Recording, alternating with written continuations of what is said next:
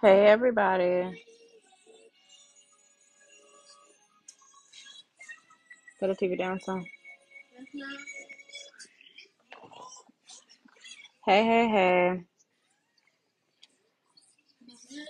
That's good. Thank you. Hi. So I'm doing my daughter's hair, and since I had a little bit of free time, I thought that I'd bring up something really quick. Hold on, real quick. I'm gonna sit this down because while I'm doing my daughter's hair, I'm gonna give y'all a message really quick. Let me get to where it needs to be. Job 8:21. And then I'm gonna read to y'all. I'm gonna read this and I'm gonna give y'all the message while I do my daughter's hair. So it's Job 8:21. Boom. So in Job 8, verse 21, it says, He will yet fill your mouth with laughing. He will yet fill your mouth with laughing, and your lips will be rejoicing. Those who hate you will be clothed with shame, and the dwelling place of the wicked will come to nothing.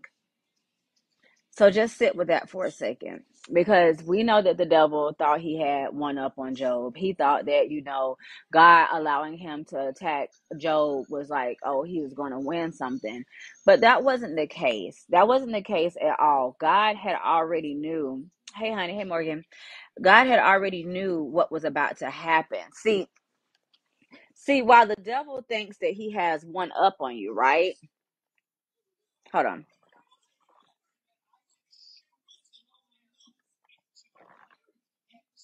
Mm. While the devil thinks he has one up on you, God is sitting back like, didn't I ask you, have you considered my servant Job? You didn't see that as a setup? You didn't see that as a setup? I'm offering you up my child. Have I ever offered you up my child before? Come on. It was always a setup. Job was blameless. He was a righteous man. He tried to do the best he could being righteous. He loved. He was kind. He was giving. That's just who he was. And the devil had already tried to penetrate his walls before. That's why he knew that God had a hedge of protection around him. That's why when God offered up Job, right? God says, have you considered my servant Job? And the devil says, how can I when you have your hedge of protection around him? The devil always be trying. Like, he tried to come after the righteous man, and Job didn't do anything to anybody. Job was just minding his business.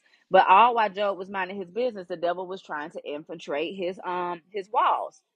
And see, when the devil saw opportunity, because the devil is always an opportunist. That's how I see the devil. When the devil saw opportunity, he decided to take it. He didn't do his research or anything. Um, God had me release a word last year around this time when it says, do your research when you coming for me. And it was just about coming for God's chosen. Like, do your research. Had the devil done his research, he would have knew that it was all a setup. And it was just a setup for Job to have success. And that's the same thing with you. When you look at your life right now, right? You're looking at your life and you're seeing all of these attacks, and it kind of looks like, dang, God, did I do something wrong? And you trying to go back and see, like, okay, did I do this? Did I do this? Did I do this? Nah, you ain't did nothing wrong. It ain't nothing you did. Perhaps you did everything right. I think that us being humans, we quickly get to the defense of, dang, did I do something wrong? Like, what did I do? Did I displease God? Is he mad at me? Is he mad at me? And, I counsel all the time. And the first thing I hear is God mad at me? No, it ain't that God mad at you. If he was mad at you, you would know. If God was mad at you, you would know. It wouldn't be no question on if God is mad at you. You couldn't stop the attacks from coming at you for real, for real. It wouldn't be none of these counterfeit attacks that the devil trying to send out here. It'd be some real deal Holyfield attacks that you can't get up out of. But every attack that the devil is putting on you right now, you can get out of it. You're like the escape artist. Like, the devil just wondering, like, why you keep escaping, like why you keep getting loose. Like, he thought he had you. Every time the devil think he got you in his snare, you keep getting out. And the reason why you keep getting out is because that ain't from God. And God didn't ordain him to come after you. God didn't allow him to come after you. And that's on everything. The devil wants to come out after you. The devil wants to steal, kill, and destroy you. He wants to make you feel like you're nothing, but God isn't going to allow it. And it says in Job 8:21, it says, And he will yet fill your mouth with laughing and your lips with rejoicing. Those who hate you will be clothed with shame. Let's sit right there on there. Those who hate you shall be clothed with shame. Come on.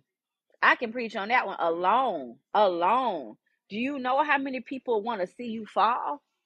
But you gonna see them fall. And not only are you gonna see them fall, it's gonna be a public falling. Because anytime you have people persecuting you, it's always almost always public. It's always almost always like a public display of hate and envy and like malice, and like they're always going like to get people corralled up so they can get people mad at you and this and that, right?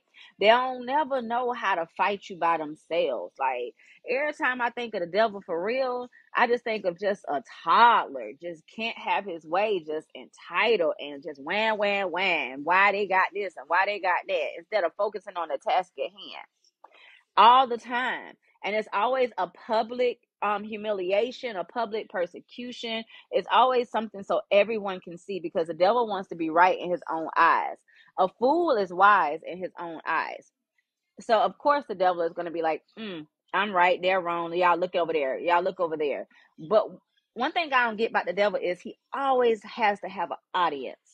He always needs to have an audience. I'm going to read the verse again. He always has to have an audience. Let me get to a stopping point with her here.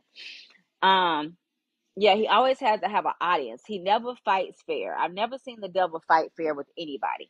He always needs a team of people. There's always an HR team, a PR team. It's always somebody that's hired, public relations team or human resources team. It's always a team of people to try to come against you with policies and procedures and what you done wrong and this, and that. And it's always somebody to testify. You always got a liar ready. Like, I think he just be hiring liars on standby to come lie on your behalf. Like, yeah, I seen them do this. I seen them do that. Kind of reminds me like the Salem witch trials, and everybody knew they was loud. They bold-faced lying, but they're gonna do it boldly because the devil needs a team. The devil needs a team, but God don't need nobody but himself to clear your name. God don't care who testified against you. God don't care who signed on the dotted line for a piece of change. God don't care. He says they will have public shame. Public shame. I never seen a lineup of people ready to lie so good. Like, y'all just pay actors at this point, because the devil always has them on his team. But understand this: when the devil is done with you, he will make sure he discards you. He will make sure he discards you every single time. You can't make a deal with the devil, because the devil is not a man of honor. So as soon as the devil is done with you and you think you're walking off with your little change that the devil done paid you, you know what I'm saying, to lie, to scheme, to connive, and all this stuff, that's when the devil will discard you. I'm in Job chapter 8, verse 21. If I stand correct, y'all, I'm doing my daughter's hair, so I don't have it. I'm finna look at it in one more second. I think I said Job 8:21. Correct me if I'm wrong, y'all, in the comments. Okay, but I think I said Job 8:21. We finna see. Yeah, Job 8:21. What other one? I just had. No, I ain't doing that one. So hold on. At the end of the day, yeah, Job 8:21. Let me see if I need to go up a little bit.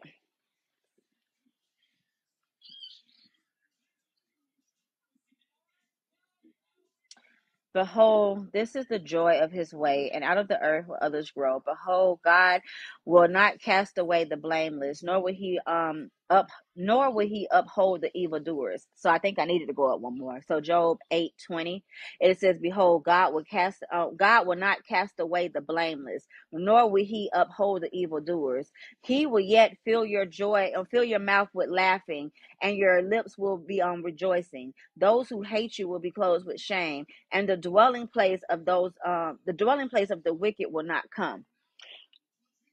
So literally, God is basically about to laugh at your enemies. Literally, it's about to be some laughing happening right now. Like, God is not playing with them. God is sitting back like, I saw what you did. You had opportunity. And this is the thing. And I just think about my kids. When I ask them a question, I know the answer. I know the answer. I know who did what. I know why. I know everything because I know a distress cry. I just know my kids.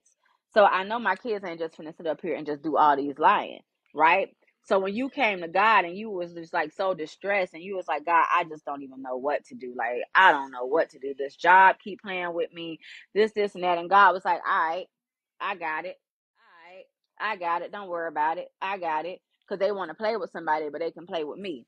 And see, the devil can play the big bad wolf all he wants, but he know he can't play with God. Like the devil knows he can't play with God. Like period at all. It's done.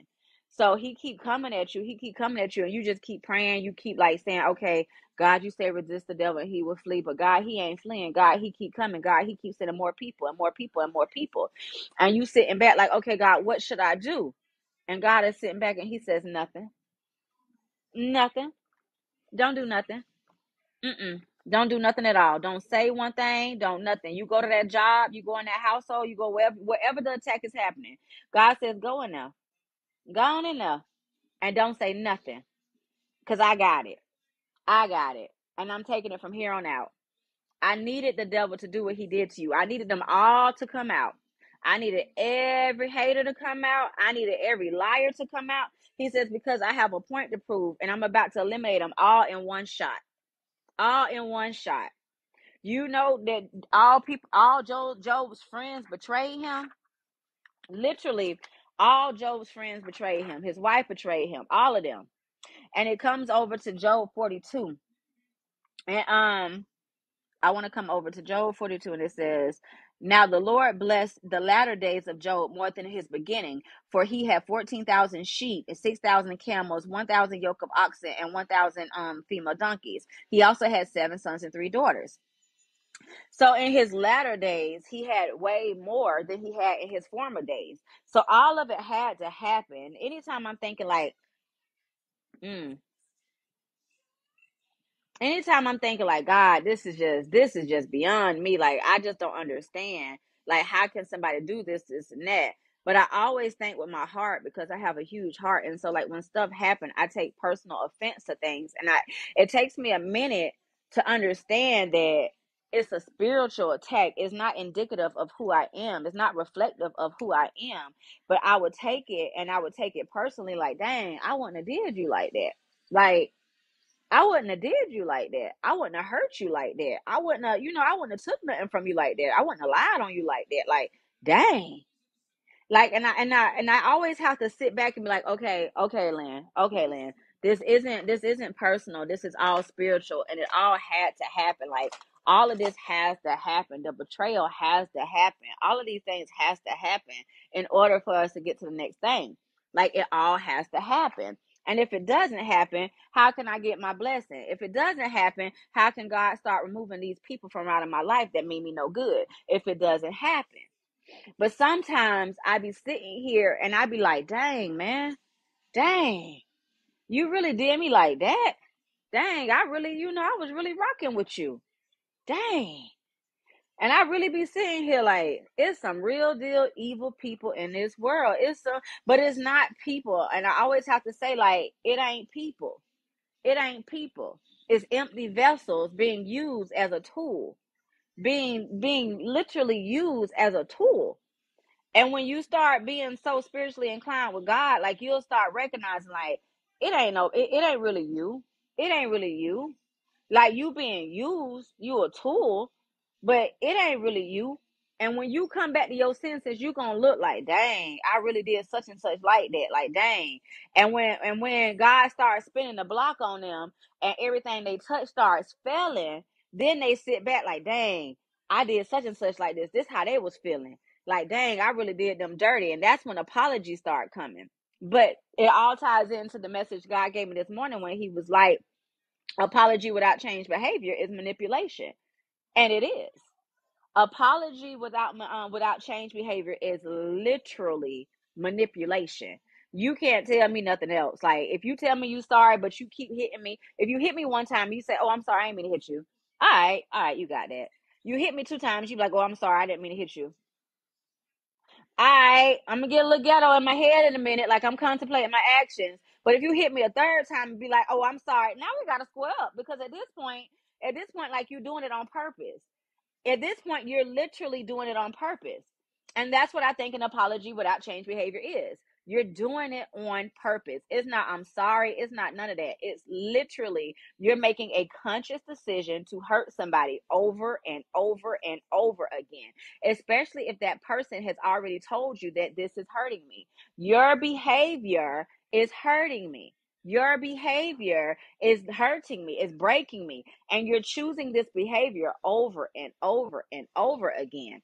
So right now, I don't want to be around you and your toxicity, because you are choosing to hurt me. In fact, you are delighting in hurting me. So at this point, I got to pull my heart back and my friendship back and my love back, because loving you is hurting me.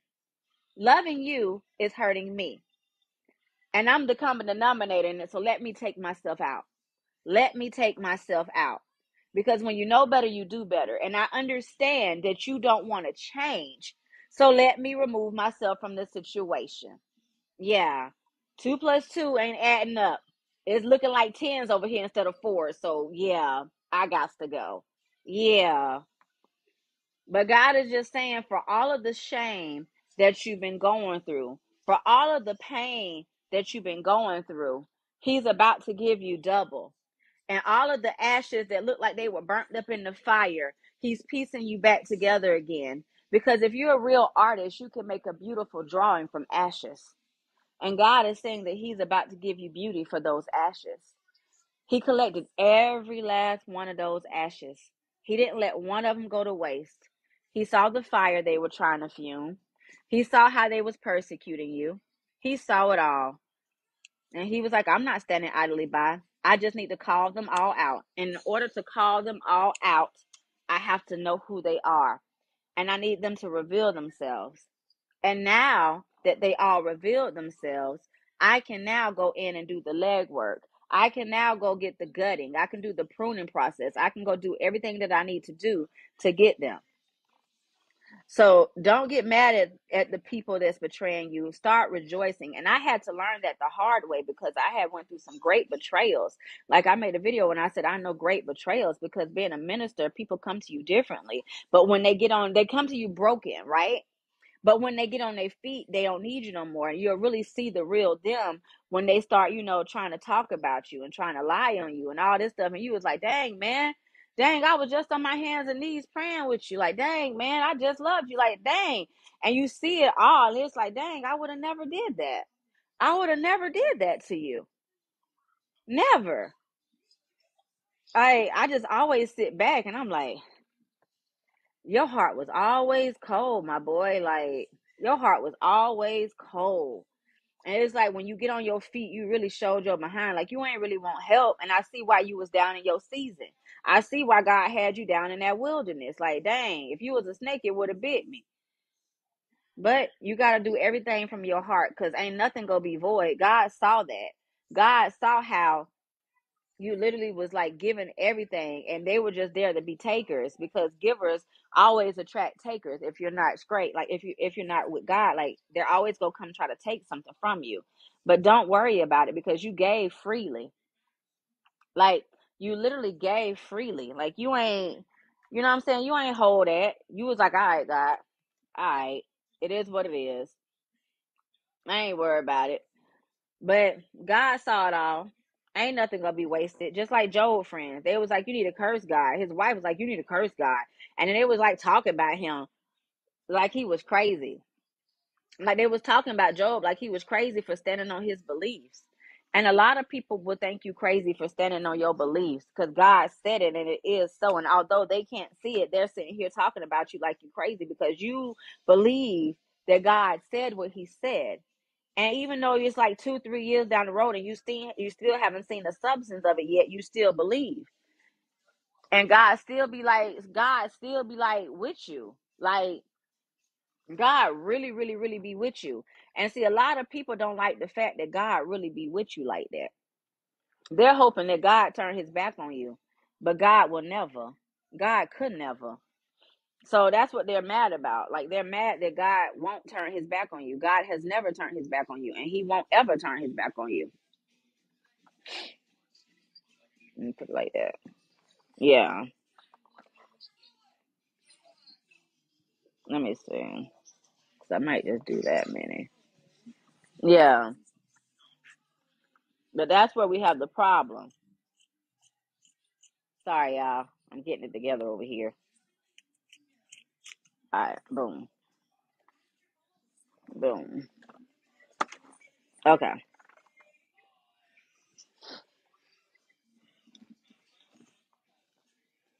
But yeah, God ain't never gonna turn his back on you, and that's what the devil want. The devil think that if he put enough poverty in your life, if he put enough hurt in your life, if he put enough pain in your life, that you literally gonna be like, you know what, I don't really want to go this way. Like, let me go reroute myself somewhere else. And he's hoping that you walk away from your blessing. But that ain't gonna happen. That ain't gonna happen. One, you've been through too much in this lifetime to fall in a little testing period. Like, you've been through too much in your life to sit here and succumb to your enemies because of a little heartbreak, or because a little firing, or because somebody talking about you like you crazy. Like, you know how they talked about Job?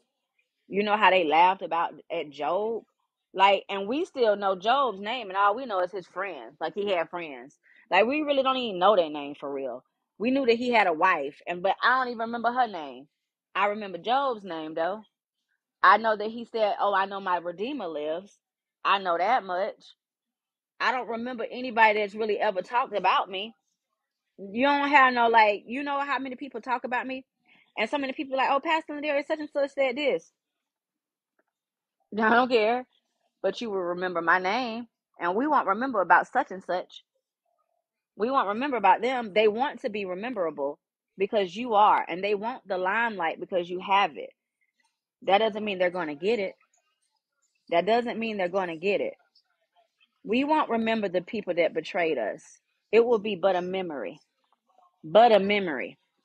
They want the spotlight so bad. They want what you have so bad, but they don't know how to handle any kind of fight. Had they had went through what Job went through, they would have cursed God. And I mean, that came out their own mouths. Had they had went through what you went through in your real life, surviving all the things that you've been surviving, they wouldn't have made it. See, a lot of people want your life now because what they perceive as glamorous, even though you just surviving day to day, you just make it look good. You make struggling look good, and they don't understand how. Because when they're struggling, they look like it. When they're struggling, they look like they struggling. That's it. And they don't understand how you supposedly struggling, but you just came out of magazine. You just look like, all right, I'm going to work. I'm getting dressed. They just called me in the office. They talking about firing me. Well, I guess if I'm getting fired today, I'm finna look good. Oh, well, God always provides. God always provides.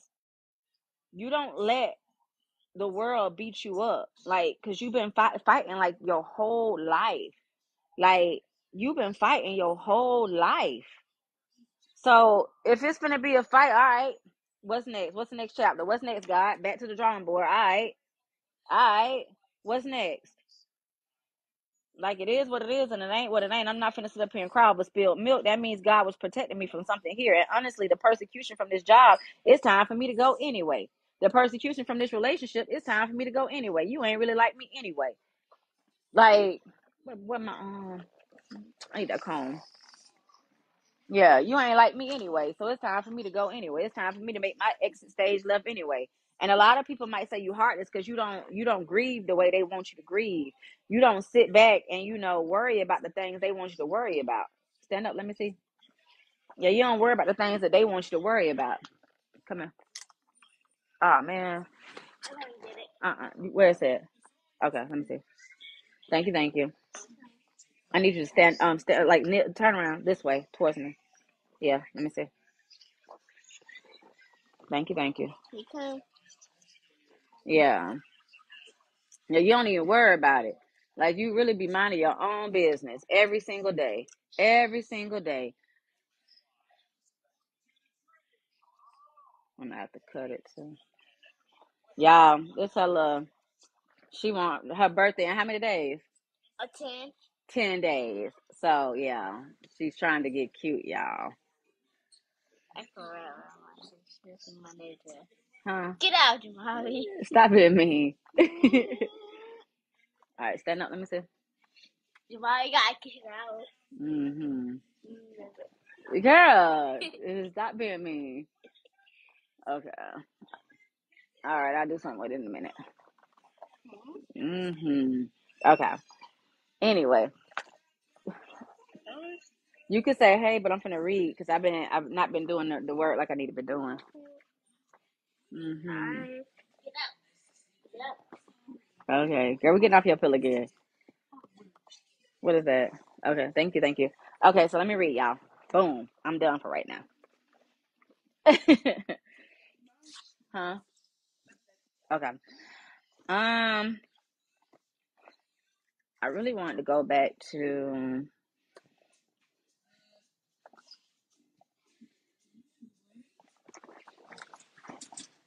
Job 42 said, I'm just going to read a little bit because it's only like 16 verses, 17 verses. Thank you. It says, Then Job answered the Lord and said, I know that you can do everything and that no purpose of yours can be withheld from you. You ask, who is this who hides counsel without knowledge? Therefore, I have uttered what I did not understand, things too wonderful for me, which I did not know. Listen, please, and let me speak.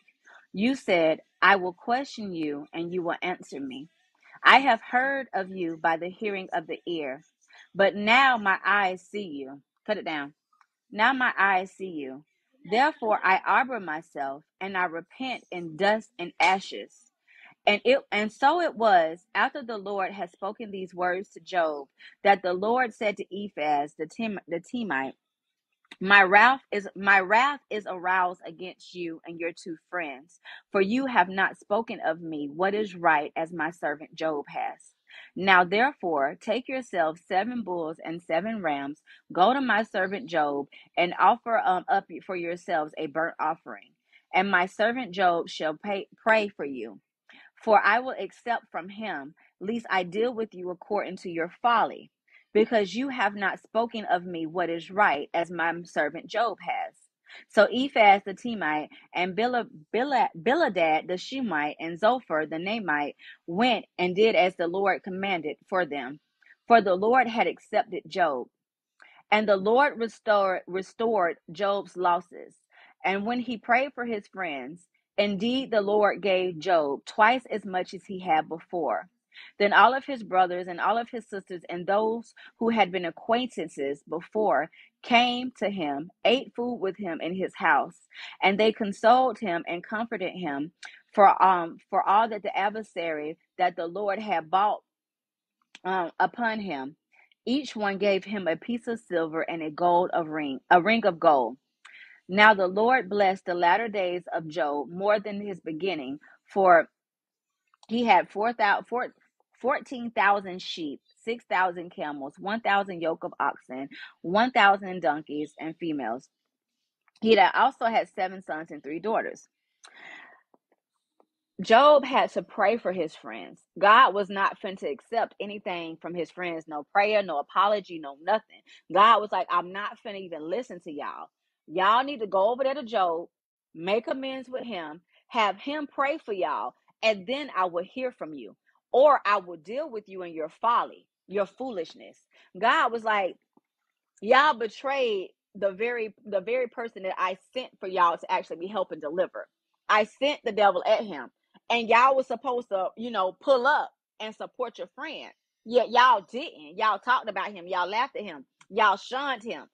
Like y'all teamed together to do bad against him. The very person that you were supposed to come help, you talked about, you lied on, you chose wrongly on him. So no, I'm not finna accept no prayer, no offering, no nothing from y'all. What y'all can do is be humble, go back to him, go get him to come pray for y'all, and then I'll listen.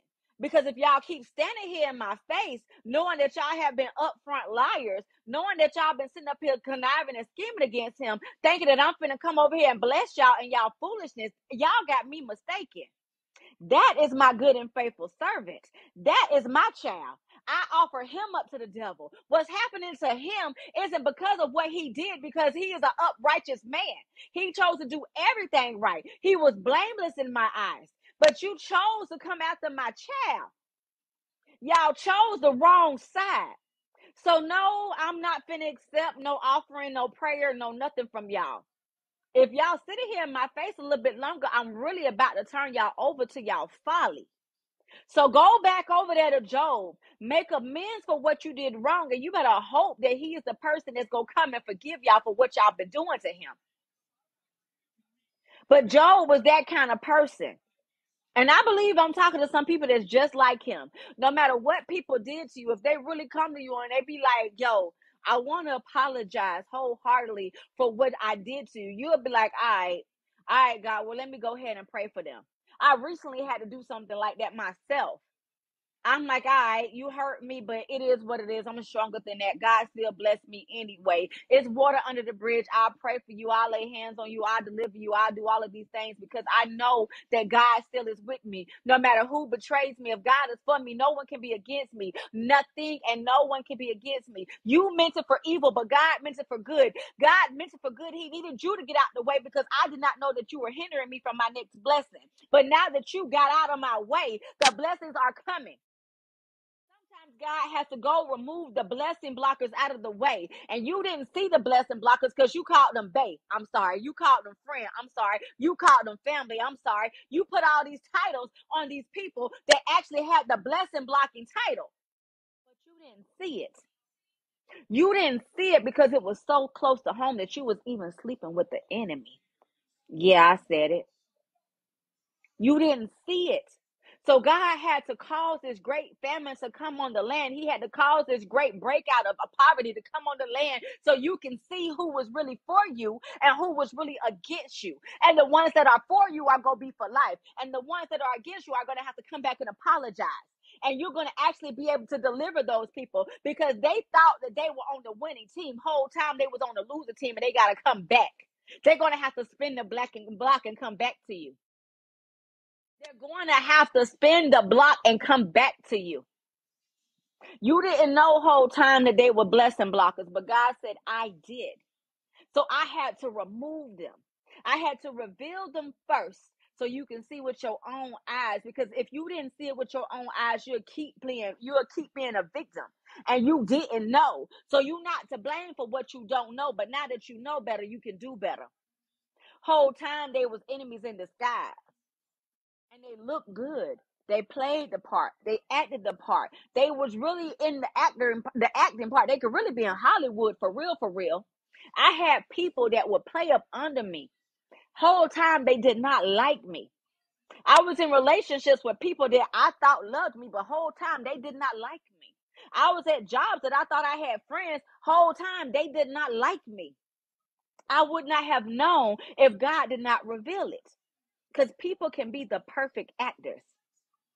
And that's the sad part. You never know who's real and who's fake until you get the discernment from God or until a shaking happens in your life and you can see the real from the fake. You can hold it up to the light and see that it's a fugazi. It's not real. But it wouldn't have happened. Job still would have been living his upright and blameless life around people that did not like him. Even his wife did not like him. Even his wife. He was literally sleeping with somebody that did not like him, and he didn't even know it. He didn't even know it. But his latter days was better than his former days.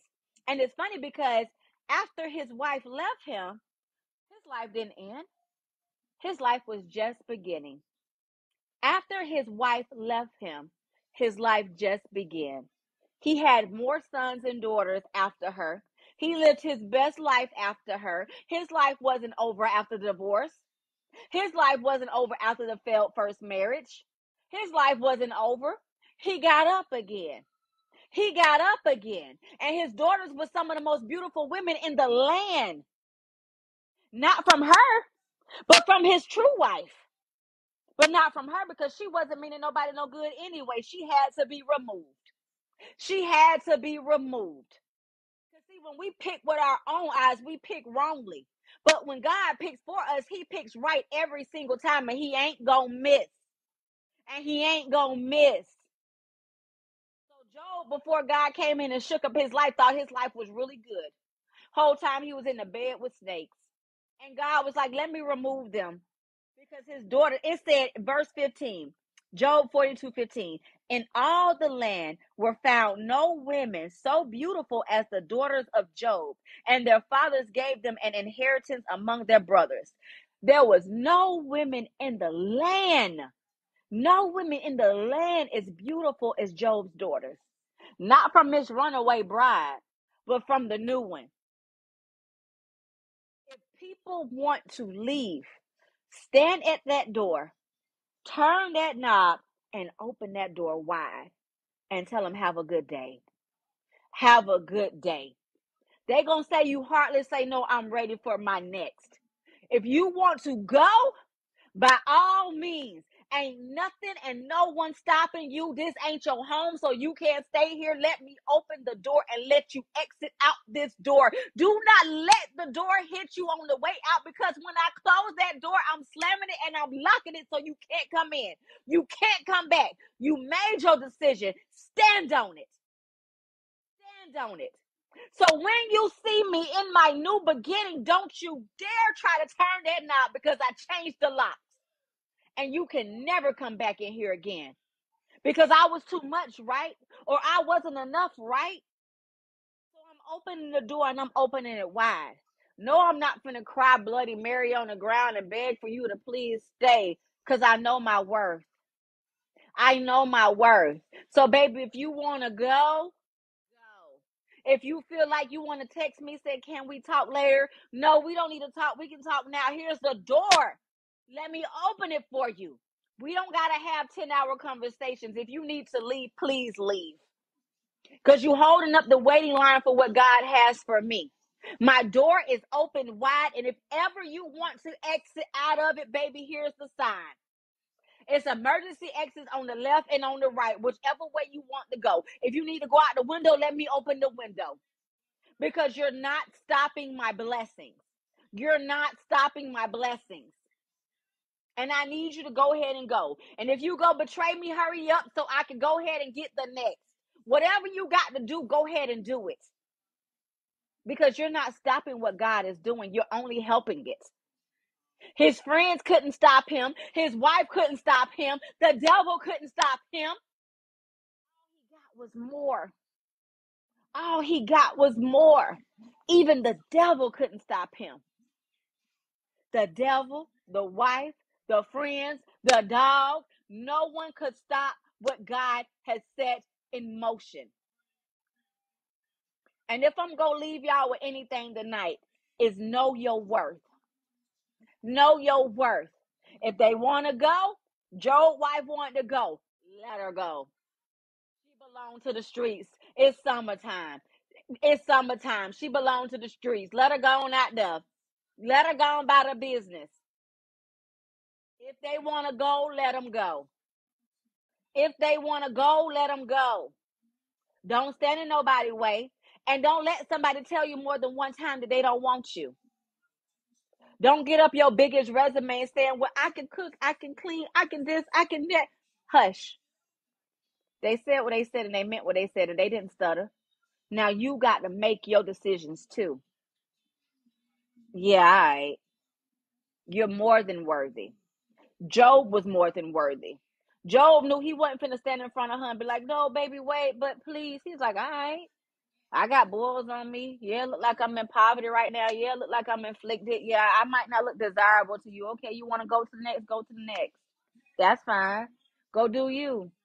Because when these boils heal, when these wounds heal, when these dry bones actually start breathing again, don't you skedaddle your way back over here. Don't you skedaddle your way back over here. Because access has been denied. Access has been denied. Remember me with boils, with holes, with wounds, with thinking that I'm nothing. Remember that version of me. Because when I get up, When I get up, baby, you can't come here. You can't sit here. Remember me at my lowest, because God is about to elevate me at my highest. Remember that. And remember that you chose to go. Remember that. Stand on that. Because I'm going to stand on what God is about to do. I'm going to stand on how God is about to bless me. I'm going to stand on the blessings that God is doing for me. I'm going to stand on the block that you thought you was about to come spin when you left me for dead, when you left me for nothing. I'm going to stand on that. Ain't no hate. Ain't no love lost.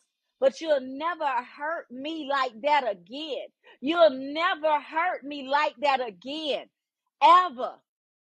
When you left me when I had nothing, make sure you don't come back when I got something. Like they said, they got to come back and get prayer. I'll pray for you, Playboy, but you can't come over here again. Access is denied. I'll pray for you. I'll send an offering up to God for you, but the access over here is denied. You can't spin the block on somebody you left for dead. And I'm sorry if I'm getting a little hood with it, but sometimes you got to get a little rough with the devil because the devil think you playing with him. The devil be thinking you playing, but ain't nobody playing with you, devil, at all. You don't get to do what you want to do. You don't get to do what you want to do and think that you can come back. You don't get to treat God's people like they nothing and then think that, you can come back. And just because we work for God, you think that you can play on somebody. And God says that's manipulation. That's manipulation.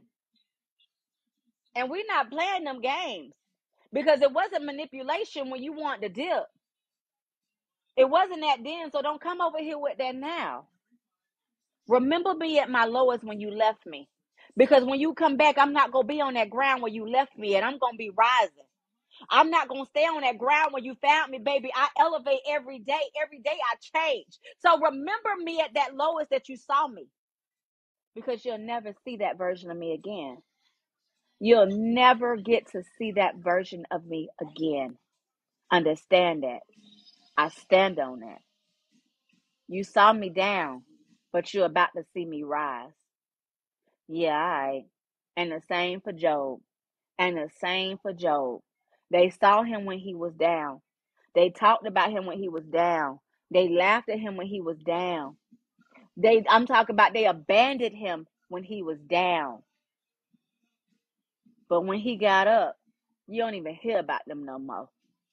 You don't even hear about them no more because they is irrelevant. They played their part and now they got to go. Your enemies played their part and now they got to go. They can't sit here no more. This is a table for two, and two don't mean me and you. Two means me and whoever God got for me. Yeah. Okay. I'm about to sign off because I'm going to have to do my hair too. Anyway, I love you all, and I pray over your life, peace, abundance, blessings, all that good stuff. I pray all of that over your life. And, just make sure you know who you are. Just make sure you know who you are and what God means to you. And just know that if they decide to spin the block, let them. If they want to go, let them. Let them do whatever they want to do. That don't concern you. Your job is to keep elevating. Your job is to literally keep elevating. Beautiful. Beautiful. I'm gonna go. Okay, you guys. We about to go. So have a good night.